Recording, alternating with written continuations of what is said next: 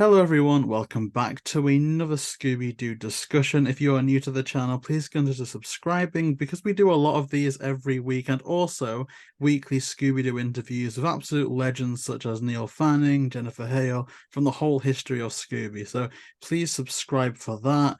And we've got a bit of an interesting topic today, one that I have neglected talking about on Twitter. I've actively, and I will admit to this, been removing comments about it in our videos recently just because I didn't want to read comments leaning one way or leaning another way, because I wanted to have our first conversation be here, and obviously everyone have their opinions in the comment section down below. Now I'm just going to go through a little brief history about this, at least what I know. So a stop motion creator using Blender has created a classic episode of, Scooby-Doo, Where Are You? Mix and mashing FNAF characters within them. And doing an episode like that, as of now, it's got over 800,000 views, and there's been some discourse about it, on whether the AI used in it, which replicated people such as Grey Delisle, Mindy Cohn, and the credits say Don Messick, but I know the creator Egan Tillman has said that it was him. So murky about that, but that's the discourse, if the use on AI in that project was problematic. Now, I have a massive list of stuff I want to get to. My first point is going to be around debunking or discussing the whole instance of AI instantly equals evil. Because I've seen a lot of opinions that I didn't want to see on Twitter that were definitely for the project and against it. And my view is kind of in the middle. I think it's more nuanced than that. But Mark, I haven't spoken about this to you at all yet. So what's your brief overview of the whole situation? So with AI in general, I think it comes down to it's good and bad depending on how it's used. Hmm. I feel like if we're doing AI generated voices, it could be a bad thing, let's say for social media, where anyone has their voice on there now and anyone can get their own AI voice printed and have a third party make them say what they want to say, and most of the time it will fool the audience. That Scooby-Doo video that you showed me that had the AI voices, for a split second I thought it was their voices, and it's just, that's how far it comes, where people can be easily fooled, and it can lead to people being scammed online, being misleaded, propaganda. Like, I've seen in the past where like people do their own AI takes and that, and okay, yeah, some of it's funny, but then you get to the serious bit of it where it could mislead certain individuals, and then no one can tell what's real and what isn't real. And then especially with Scooby-Doo, like, I like the fact that if it could be done with old characters to keep on the legacy, fair play. Like, say a voice actor's gone, but they wanted to finish this piece because it's like a memorial piece to them. I understand doing it that way. But if you're just going to go out your way to rip off the voice actor and have it so you can earn money from it, then it's really just tarnishes the hard work the voice actors come down to. And it also really puts future voice actors at risk, because if we have a sustainable AI, why would a company like Warner Bros. Want to hire voice actors when they have a computer generator that can just keep on those voices and save them a ton of money? So I'm like mixed in between. I'm 50-50. I love the idea, but also I hate it because it's going to put a lot of jobs at risk, and it's also going to make a lot of hassle online, which I've already seen in the past with certain individuals like Andrew Tate, Elon Musk, President Biden, former President Trump. All of them have AI voices that anyone like me and you can get hold of with just an app, whether it's a free or paid subscription app, and then we can just type and have it say whatever we want.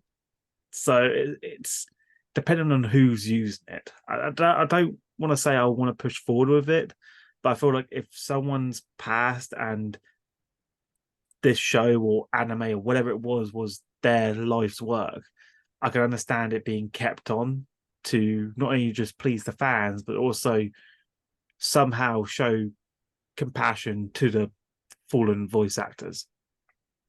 I mean, I want to say this first and foremost.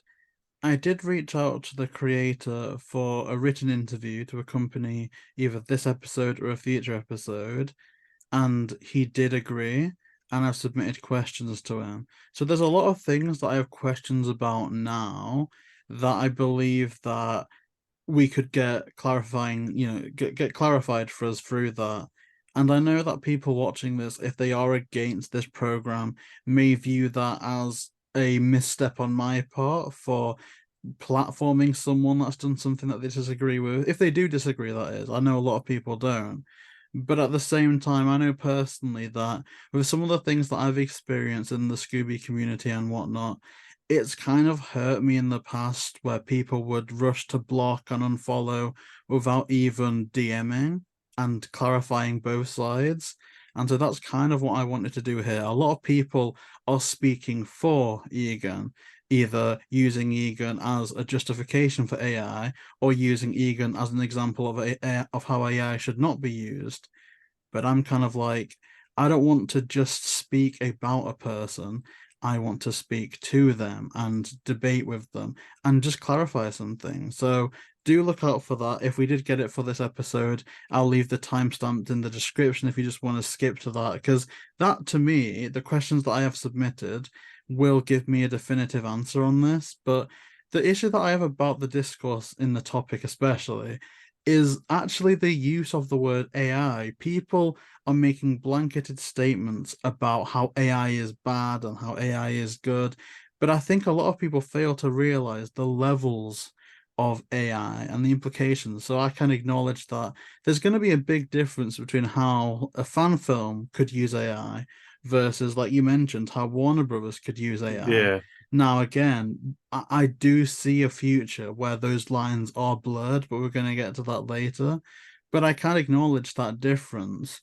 And also, I know personally that there is some other forms of AI that I do think have a place, not only in our personal lives, but in Hollywood as well. Like, I do feel that once everything is cleared up, AI is going to be a new and exciting tool that can be used for quite a lot of good, but it's about regulating that good. So I Well, don't know if this is murky, but my granddad lived in Canada, and I hadn't seen him for years. He didn't like any photos of him being taken because he got really ill with dementia and stuff.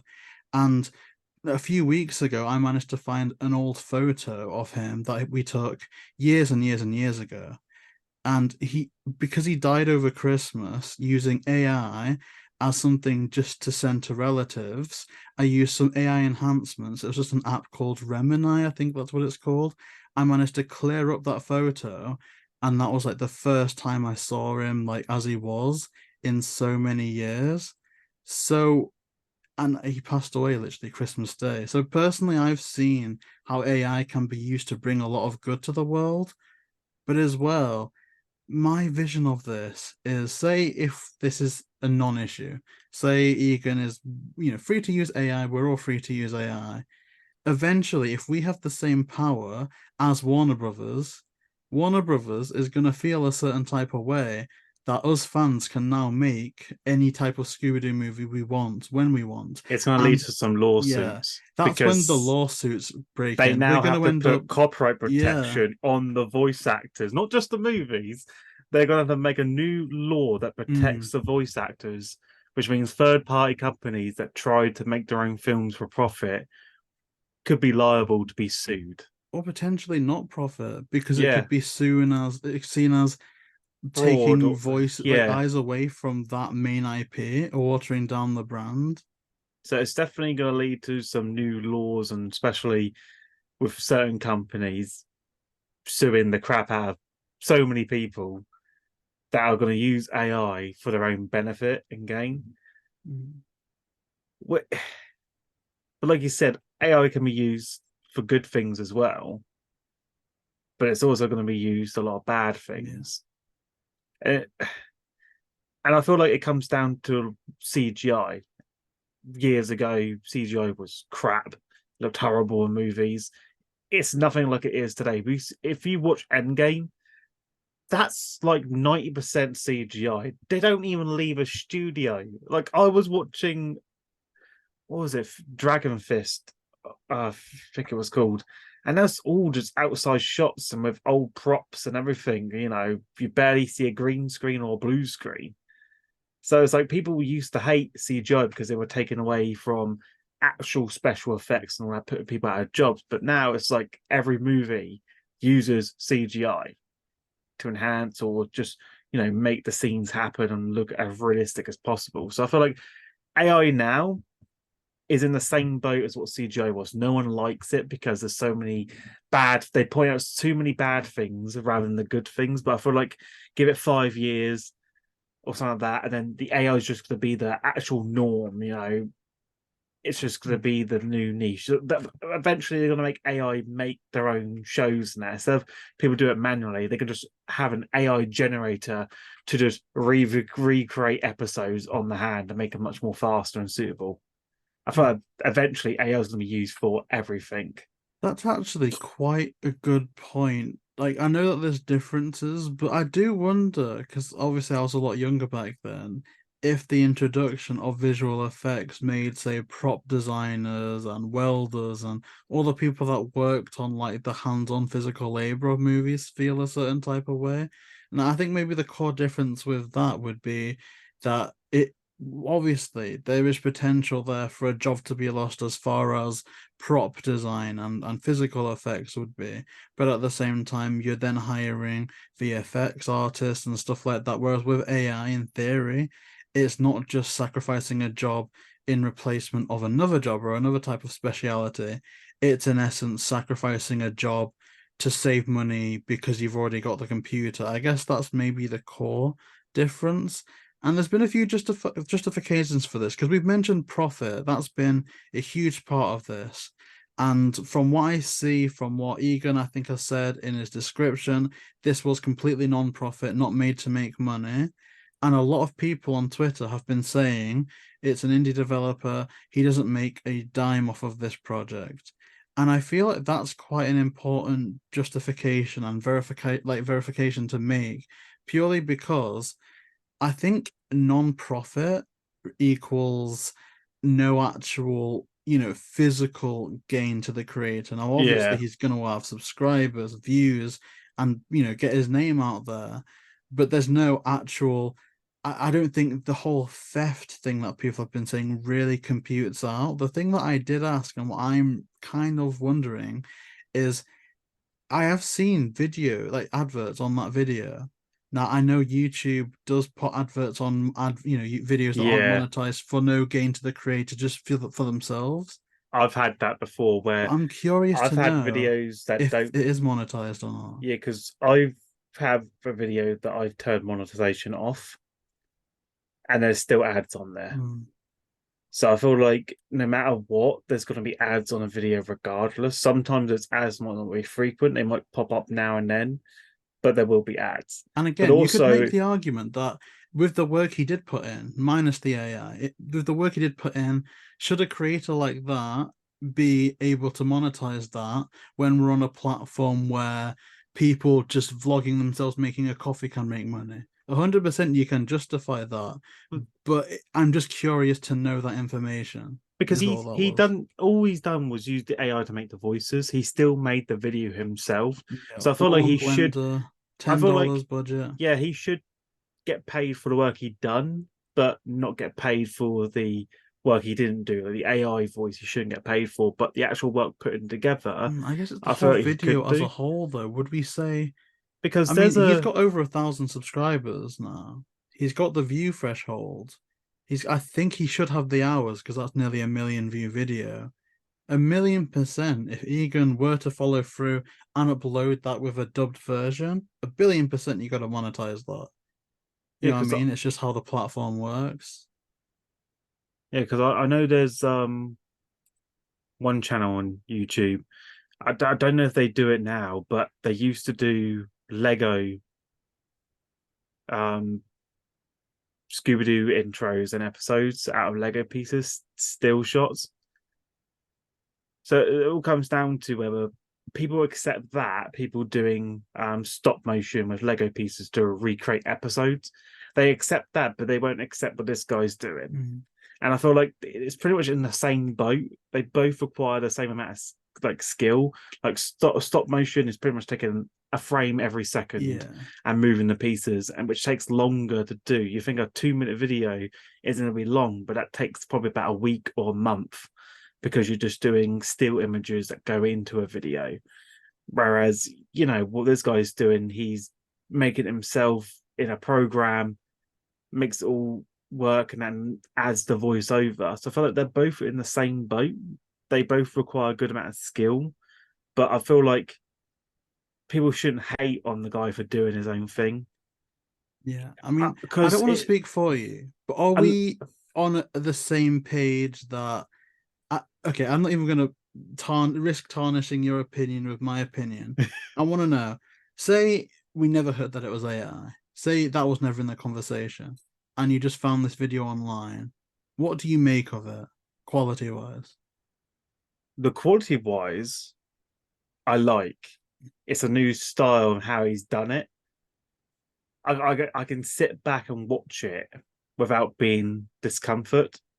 Where obviously, you know, he's done his own take on how he does things. I feel like when I watch it, I'm watching Wallace and Gromit. It's weird. I feel like it's that same style. I don't know how he's done it, but it reminds me of Wallace and Gromit. I Apparently, feel it was like all on Blender. I'm not sure if you're it's on familiar with that Blender. program, but literally all Blender. It looks like he done it the old way Wallace and Yeah, Gromit was literally. they did it with Play-Doh and Like all the that. texture on Yeah, Scooby, the fact that that's on Blender, wild. obviously the voice as well. Okay, if it had no voice, it wouldn't really be that interesting because you might as well just do it with Lego because normally Lego don't speak. But I feel like they need the voice on there.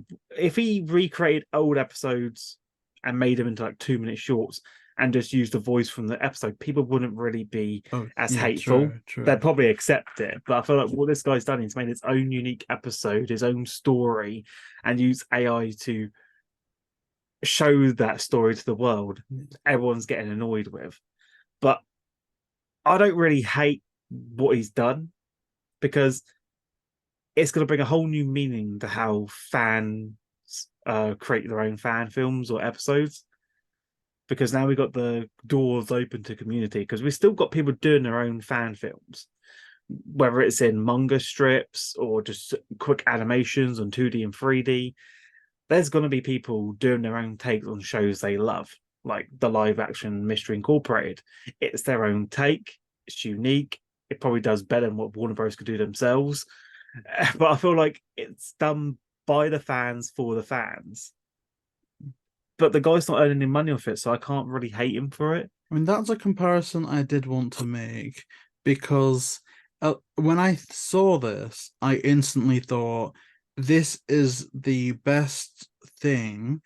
Obviously, I've got a bit of an ego about myself and what I feel like I'm adding to a much smaller community, obviously.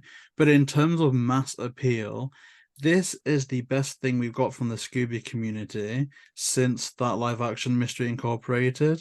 But what I wanted to kind of touch upon, even though they're different mediums, this Egan has come out and justified the use of AI to an extent by saying, look, I'm 23 years old, I'm young and new to this.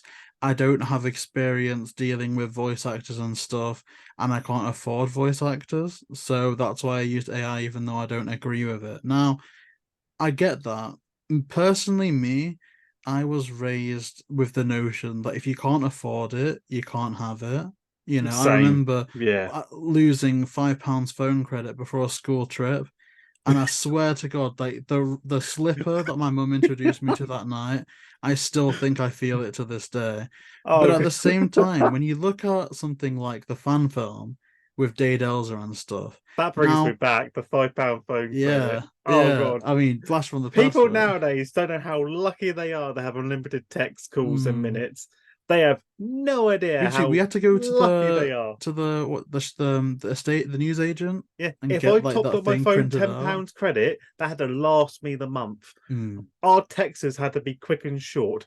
Meet at this place. We didn't even respond back okay because that would cost us 25p. It was literally meet at this place at 10 a.m. and we'd be there. If you're not there, then we know you didn't want to come.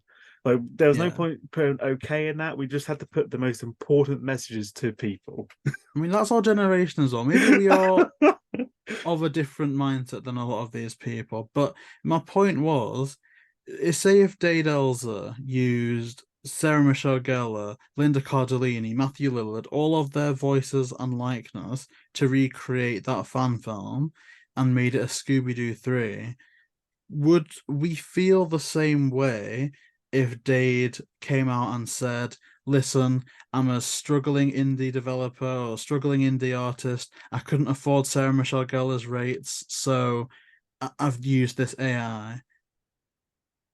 I don't think so. I mean, I think we'd enjoy I it if don't done think so. right, but I No, don't think we'd let that off the hook. if you're just doing it for fun and you don't want to make any profit from it and you just want to do it as a project, I can see no harm in it. But if you're trying to make it into a business, then you've got two options. You either hire the cast or you hire someone else that's in your budget. They might not sound like them, but that's all you can afford. But if you're like, say, I'm doing a school project and I'm just doing this to get a grade on my thing, fine, fair Yeah, down. yeah. It's not. I don't plan to make a business out there. I'm not going to make this into a company where I'm going to make money off it and sustain myself. Because I feel like if I was I going to go down guess you that could route, argue you shouldn't put it on the internet. Maybe just put it on yeah. like a thumb drive. Because But the thing is, again, as well, like, if you want to you get know, their voices, you have to go through their contracts with Warner Bros. Or whatever they're signed with, because you can't hire them out to do a parody spoof of Scooby Doo without the consent of Warner Bros.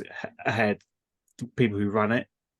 So I feel like for fan films, we can't actually, like, fan creators out there, we can't actually go directly to the source. If I was doing my own unique anime script and I was doing my own thing that wasn't Scooby Doo Raiders, my own film, and I wanted to hire Matthew Leonard, I could probably do that. Goes directly to his manager and hire him out and do it on his schedule, I mean, because obviously, it's nothing related. I'm not saying yeah, I could afford his rate. yeah. I was like, I'm I was just just saying thinking, could we hypothetically, like, if I could, I would, just for my own. If it's your own creation, your own original, then you can hire him out there. But if I'm doing, let's say I'm doing my own Scooby Doo movie, it's fan made, and I want to hire the whole cast, after there'd be no chance of me affording, no matter how much money I throw at it. It's like Warner Bros. Ain't gonna prove it. They sue the crap out of me for trying to make money doing my own fan film using their voice actors. It's like the biggest insult in the world. And I feel like I can understand why people get annoyed with AI, because they're pretty much, it's, I guess you could call it a loophole at the moment because there's no laws against it, but people are using it to the advantage because it's there, and they're like, oh, I can just AI generate the voice actors and throw it in there, and whether I turn to a profit or not, it's my own game. yeah, see, that's why I was thinking my drawbacks aren't necessarily for, sorry to say, a Grey Delisle or a Mindy Cohn or someone like that who are already established. Obviously, I understand that there's some stuff that the legal side needs to work out as far as their relationship with AI and Hollywood is concerned. But I'm thinking to myself, like the amount of talented, struggling and equally as broke voice actors out there that are dying to get their first credit for a film reel or a self-tape kind of demo or something like that, that could have done a perfect Velma voice or Daphne voice, that were not considered, at least at the time. Now, I do think Egan came up with a great response to this, but my initial drawback now is, could that potentially have taken away from one of that? Because I remember first thing that I said while watching the fan made Mystery Incorporated is, wow, this is a good Velma. I wouldn't mind her taking over the voice of the Velma we've got now.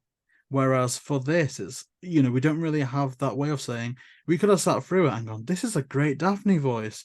You could look up the credits and find them, and people have been discovered that way. I mean, whole broadcasts have been discovered that way. Like, Don't Hug Me, I'm Scared started out as like a puppetry, fan film on the internet, and now that's on Channel 4. So 1,000,000% it is a nice way to springboard. And again, forget all the famous voice actors for a second. What was your take on, do you think a volunteer actor, a volunteer voice would have been attainable?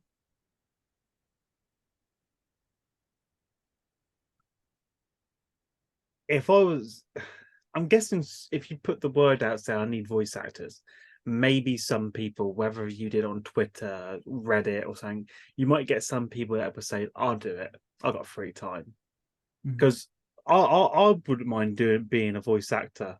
No, if the character's good and like I prefer playing the villain because I love the villains. Oh, I nail it. More evil the villain, the better. But it all Yeah. depends on how well you I mean, can again, voice and quality act. aside, Yeah, like we may not be the best. Like my Daphne voice will sound nowhere near on the level as Grey Delisle, but I'll do it for free. And if your budget's zero, there's going to be more.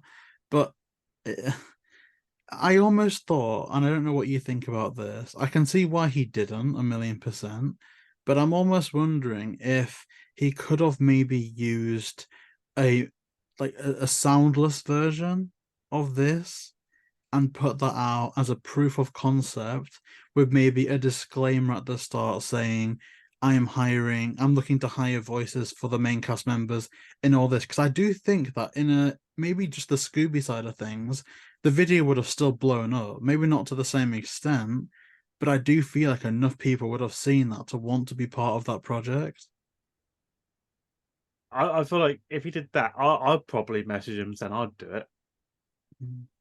I wouldn't mind giving a take because then all he's got to do is listen to the auditions of what people want to be cast as and be like, right, you don't really sound like a Fred, but you sound like a Shaggy. You get moved around because that's what happens. They're like, I feel like you'd be best suited for this person overall than the other, just by the way you're sounding and the way you've been putting yourself out there. But if he did do that, I would have probably went out my way to message and send in own trial take as well. Send me a demo reel of a script, and I'll do my best. Yeah, I mean, my message to Egan would be like, regardless of anything, and I do feel bad for him. For all I do think most people are on his side with this situation.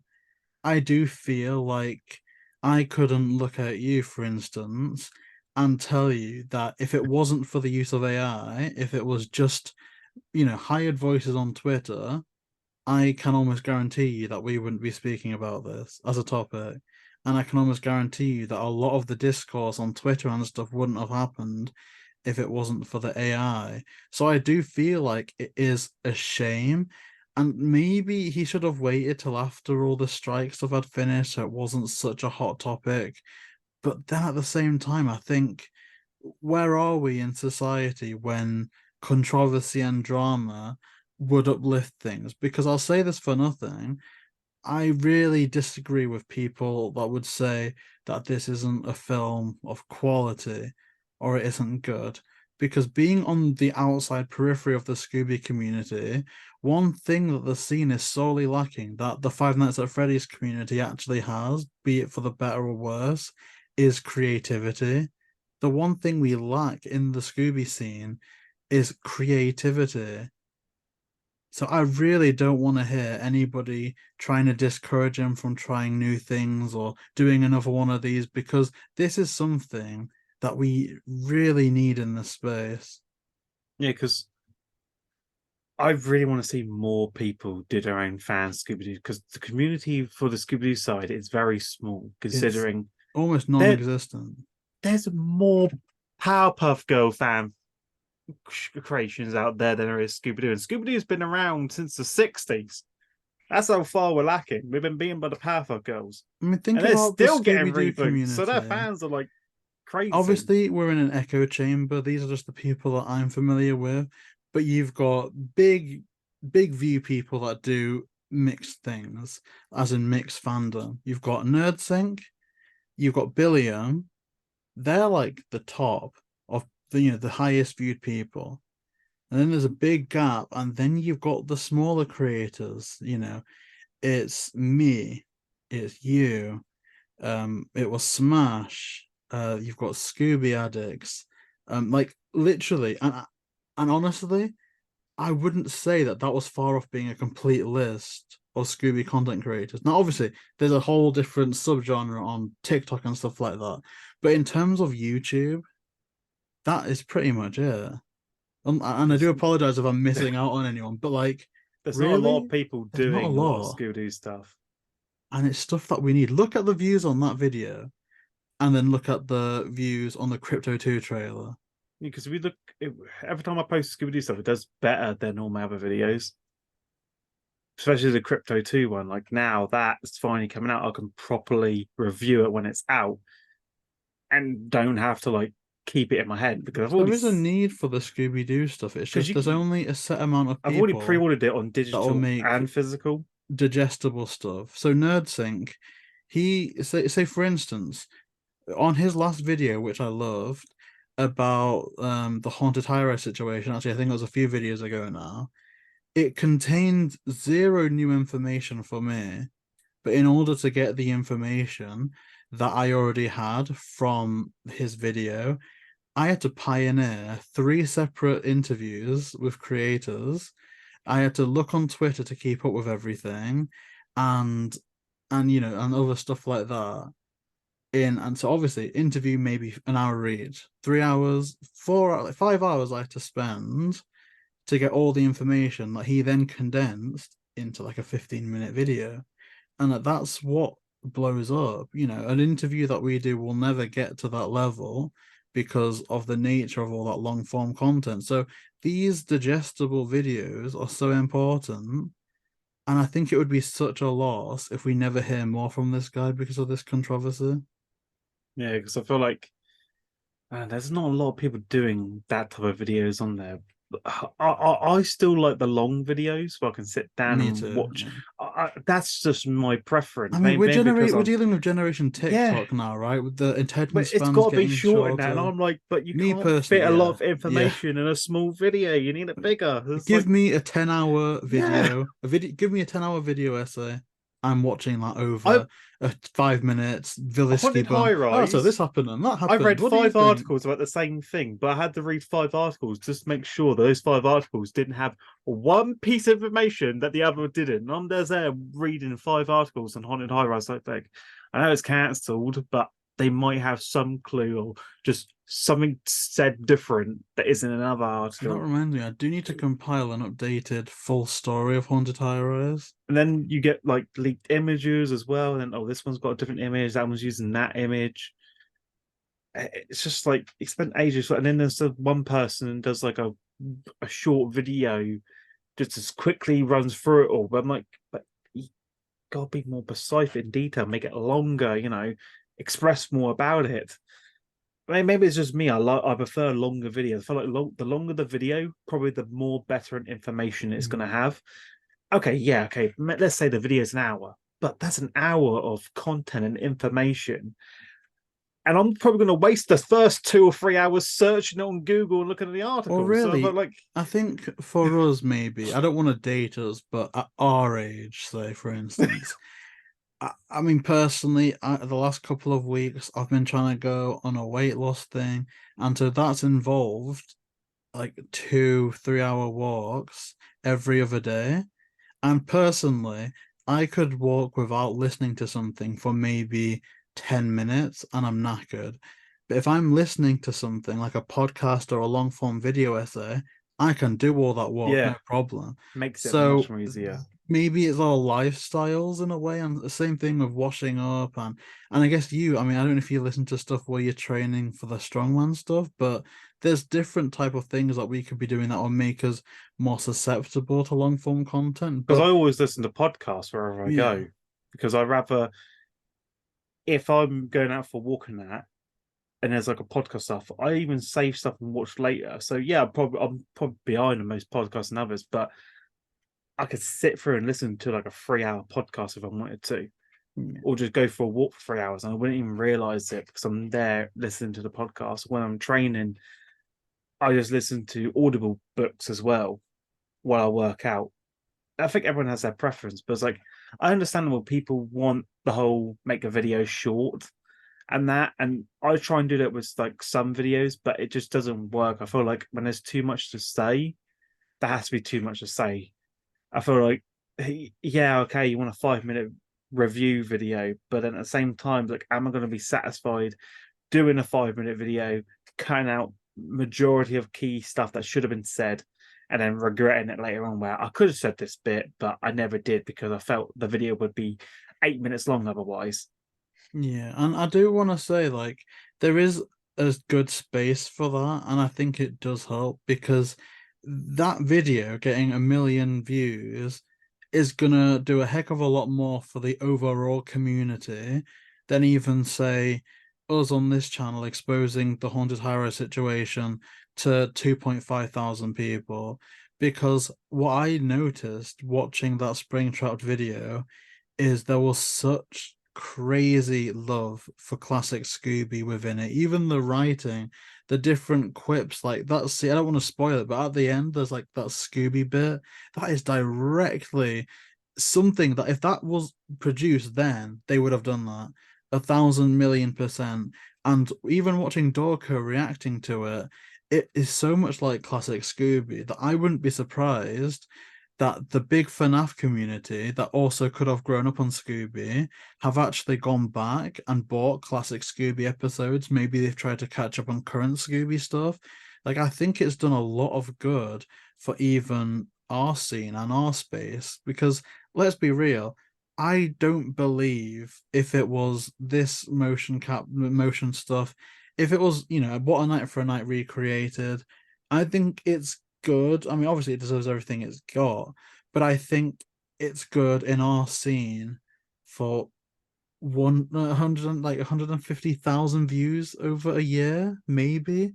But I think it's the FNAF stuff because there is so many of that community that has really blown this up.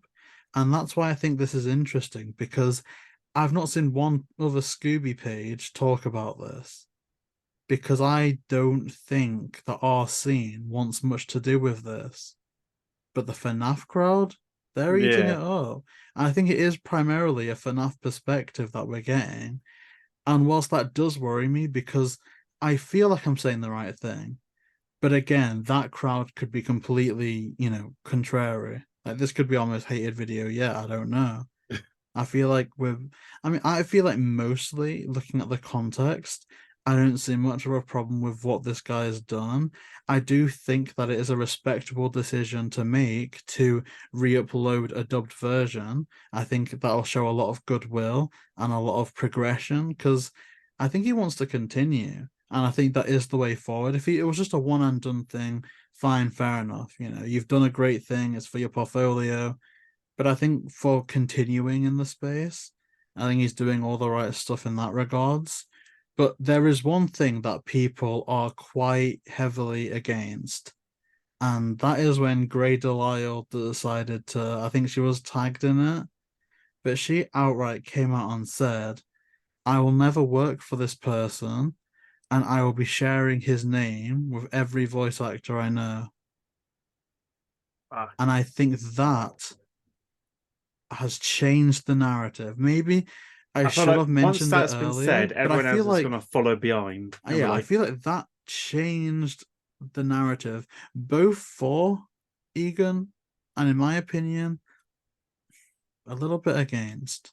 because I know when they do games and that now, especially with these games have multiple choice and doing narratives, RPGs are now, they use AI voice to help generate that because you cannot expect a voice actor to go through and just, go through these list of words. They'd be there forever.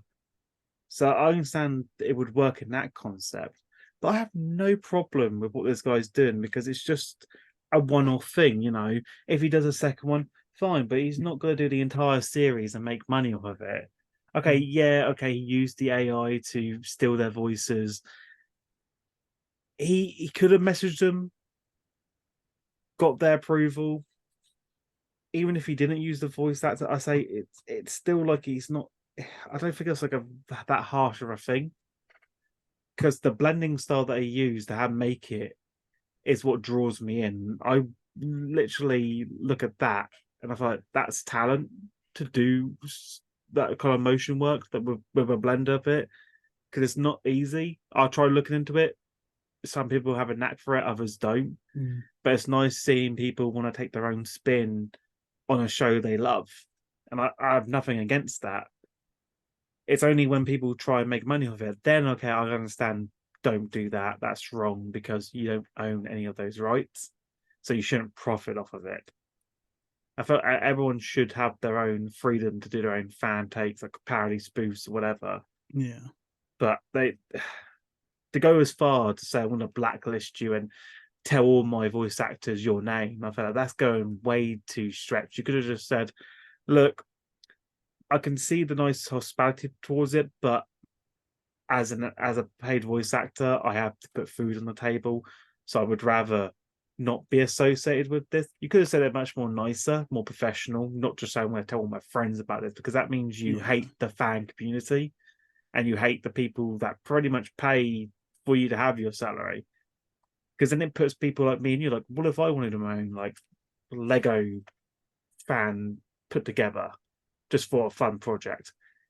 That's pretty much aimed towards me because I want to do something like that. I want to do stop motion with Legos, but now it's going to come down to like, are you going to get offended because of that? It's like, at the end of the day, we're still buying the merchandise, we're still buying the items that put food on your table.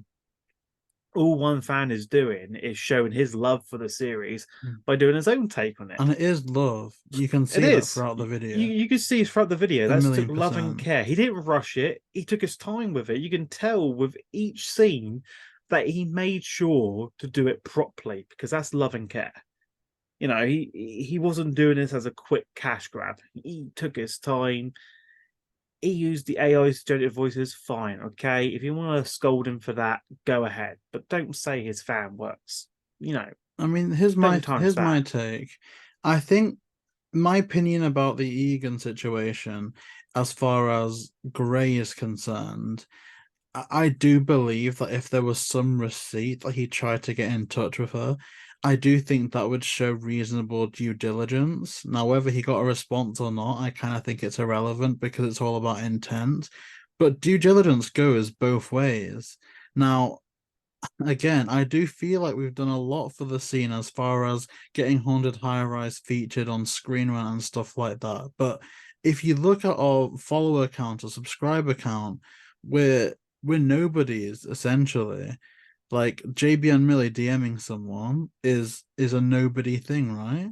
But Grey Delisle DMing someone is a big deal. No way you can ignore that. Yeah. So if Egan got back to me within an hour, and I could double check, but I'm sure it was within an hour of me inviting him for a written interview.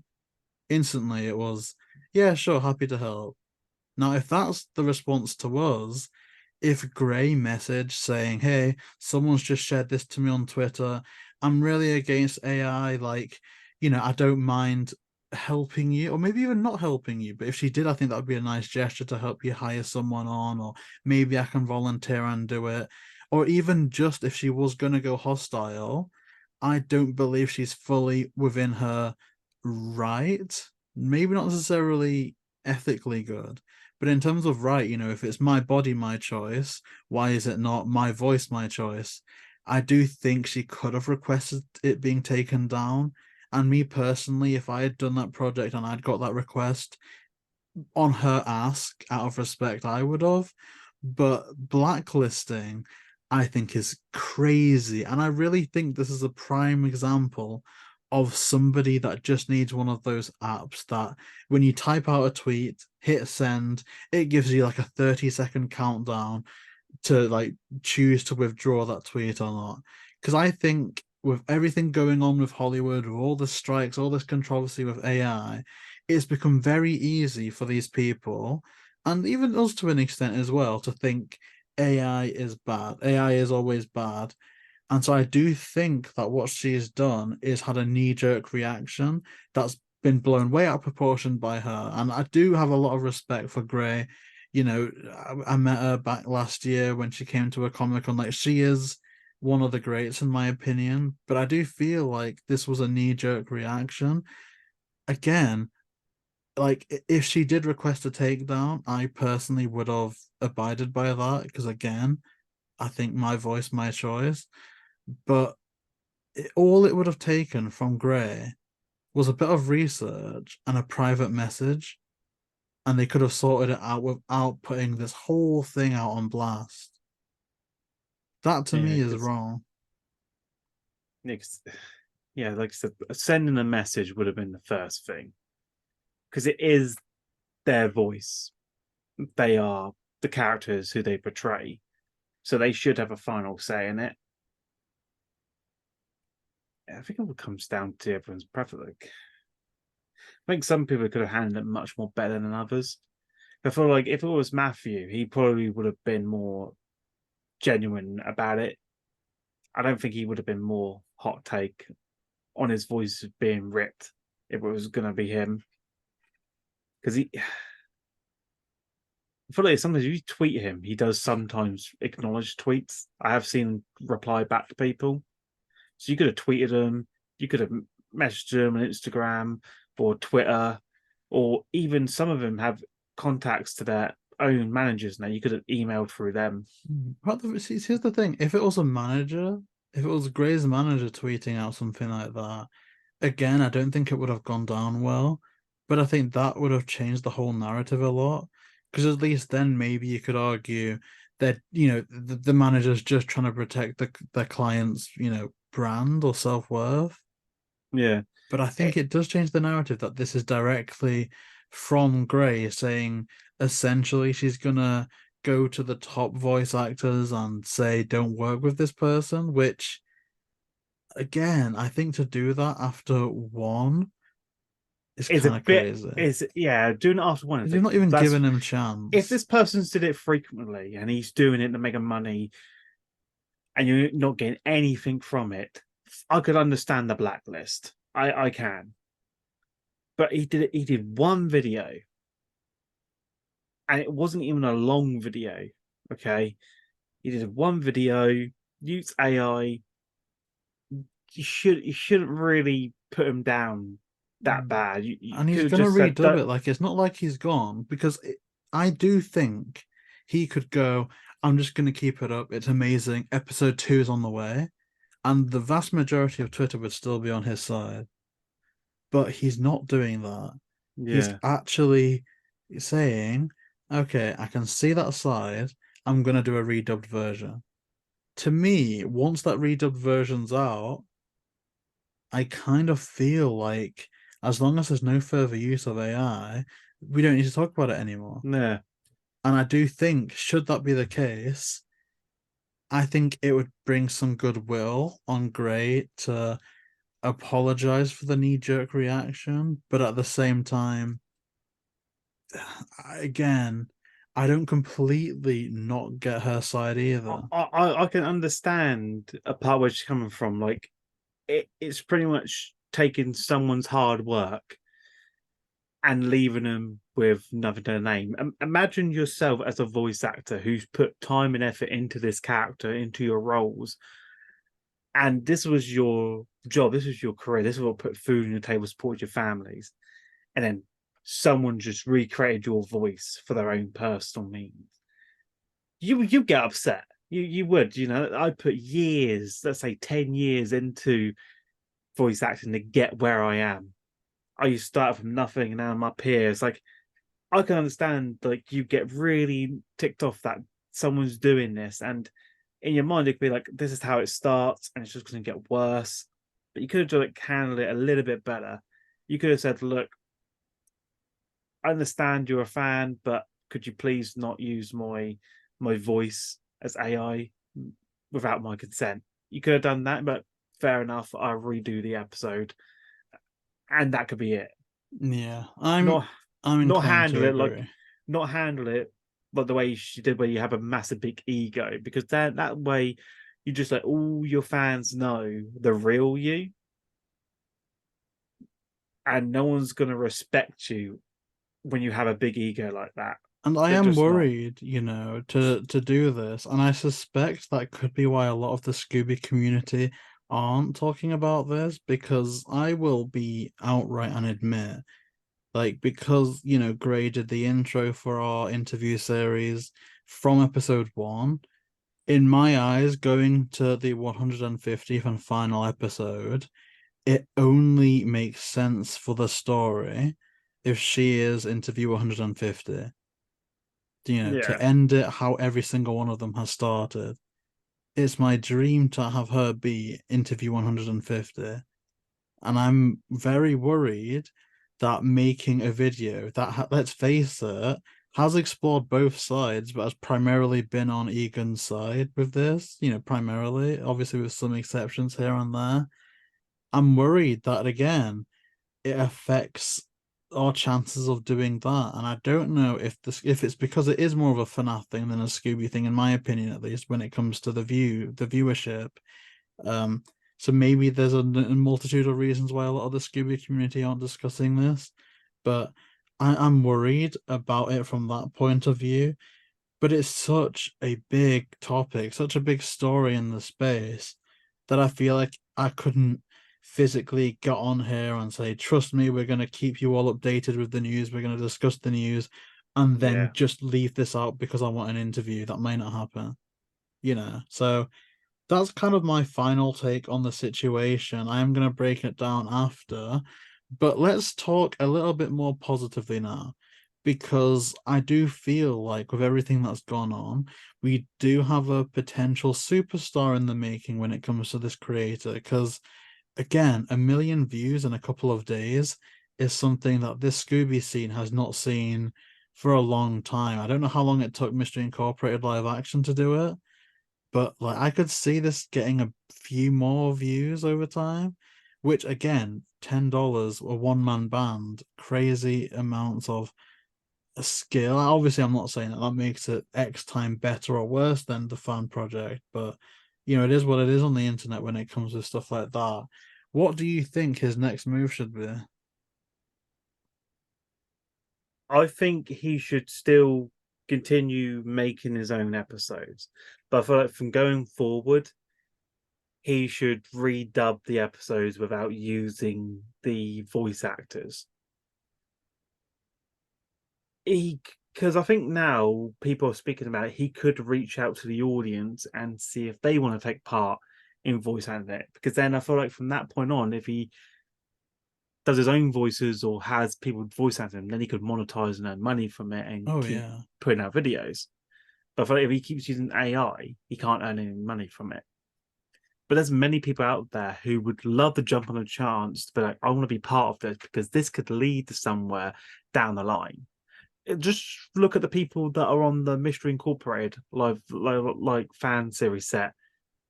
Even though it's a fan series, people are still supporting it financially for fans, for the fans, and those actors are making a name for themselves because eventually down the line they're gonna get recognized and they're gonna be remembering that this is how they started out, and it could lead to somewhere for them. But oh, I worked on that set. Oh, I helped produce that. Oh, I was voice acting that person. I was acting that character. So I feel like these fan stuff will lead to something. It's like if you want to get into voice acting, you do the fan stuff first because it adds to your portfolio. And I feel like it gives back to the fan community of the show to be like, I was a part of this. I could say I made somewhat history at that moment for the fans, Yeah. and it I do encourages think more people to there is put a more bright out. future for Egan if he were to make the right decisions. Yeah, Like, again, I really want him for Scooby because, again, like I said, this scene can be a wasteland sometimes. it's like you said earlier. With But I do think this is if it his wasn't future AI, should we be wouldn't in be talking FNAF. about it. Yeah. You said earlier that if he didn't do AI in his own dub, we wouldn't be talking about it now for an hour. We would have watched it. Maybe we We would would have have watched reacted it, to it. but we wouldn't have talked about it in Yeah. such length. So I feel like the AI has helped because now everyone's talking about it, which probably opened a And door of again, I don't want to make that a framework because like, yeah, I no, think not the a frame, no, no, outrage no, around Velma blowing up episode 1 and 2 is what led yeah, to a season 2 being made. So I don't want to say have a controversy and yeah. your project will blow up, but I do think it's been a Velma factor. didn't need a season two. I mean, How? we should get I some swear to investments God, in if this they guy release before that on Velma. Blu-ray, I'm gonna cry because you know if they do it on 4K, oh, they better not. But Because this then guy, I think, is FNAF through and through. When think about FNAF, imagine this: you've got a lone indie developer or lone indie creative making something spooky, having it be released and blowing up. There are some parallels between Egan and Scott Cawthon back in the day. And again, I do feel like the majority of the views came from the FNAF side of the community, not Scooby. And what I Yeah. feel like this guy should do is obviously get the redubbed version, make a relationship with those voices that you bring on, because I do think that it'll be good for them if you make a long-standing series with the view of it being monetized. They could potentially get a contract locked down with you. You've got a team now of you and your team making these things. I think the next move should literally be what Scott's next move was after FNAF 1. Make a sequel, have it set at some time either in the past or future, but have it in there to speculate on. And I do think you should build some secret hidden lore around the first episode and then just keep doing that. Because one thing the FNAF community likes is theorizing and timeline building and lore building. And what the FNAF creators, I think, to an extent, are in the same boat as us, that they're just looking for new content to make as well. Because again, like Dorco and all that, they reacted to it 1,000,000%. They would blow it up so that they were trying to figure out the hidden story about it. Game theory, Matt Pat could make it like this guy. And again, I do selfishly just want him to like stay in the Scooby world. But if he wanted to, this guy could be potential FNAF royalty this time next year. He could probably make his own show, Yeah. his own original show, whether it's a horror take or not. You could do like a Don't Hug Me, I'm Scared. We could see this He guy on Channel could. 4 in the next couple of years. He has potential to go somewhere. I feel like this gets his name out. People are starting to recognize him. And eventually he could do his own show, which could go either way. So I feel like hopefully in a year or two, he'd be doing some bigger stuff. I mean, this is That's what I my believe. final take on it. I think his work and his skill did deserve a lot more than just AI generated voices. His skill deserved more than that. But again, I'm 99% sure that if it wasn't for the AI controversy, I don't think it does as well. So it's something to learn from. I mean, I'm 24. I'm not that much older than him. He's 23. But he is learning, and this is evidently one of his first projects. We don't always get it right. And if this is the canon event that allows him to thrive as a content creator, then I guess I'm just ultimately proud to have been witness to what could potentially be a star in the scene. And I'm grateful for that. As for Gray, I don't not see where she's coming from a rights and legal perspective. I may not agree with it morally, but I Yeah. do feel like she does have more rights than people are giving her credit for, to be honest. But the way she handled it, I don't think was right. And I have no problem telling her that if she outright asked me, like that's my thing. I just want to stay genuine to what I believe in and not just go along with the opinion that's popular. But 1,000,000%, I just think it could have been handled a lot better from her side of things. But also Egan's as well. I don't think it's a black and white topic. I think there's some nuance, but I think we are lucky the fans ultimately win because it is such a good video. It's a really good It video. is a good video. I was just when I first got set in the video of it, I was thinking, okay, let's just see how far it gets in there. But you can sit and watch it from start to finish, and it just looks so good. But the style and how it's done, I still get Wallace and Gromit vibes from it. It just feels at home with ease with me because it's not. It doesn't look like. It doesn't look like puppets, and it doesn't look like a 3D normal standard. It definitely looks like it's been. It's not a stop motion. It's done through Blender, but it's also made it look like it's meant to be stop motion, but it's not. And I'll just get like Wallace and Gromit vibes from it, from how they used to do it to them when they did it computer generated. where they still kept the visuals looking like they were Play-Dohs, but they were actually more of a blender. So I could definitely do love the style, and I love the dark tone to it, where you definitely do get that nice atmosphere. What would be real take if we use like proper dark soundtrack? I still remember the build-up music to the old Scooby-Doo episodes. I mean, especially the Space Kook episode. That's probably by far my creepiest one. Just the soundtrack alone just sends shivers down me as a kid. Great episode, but scary as hell.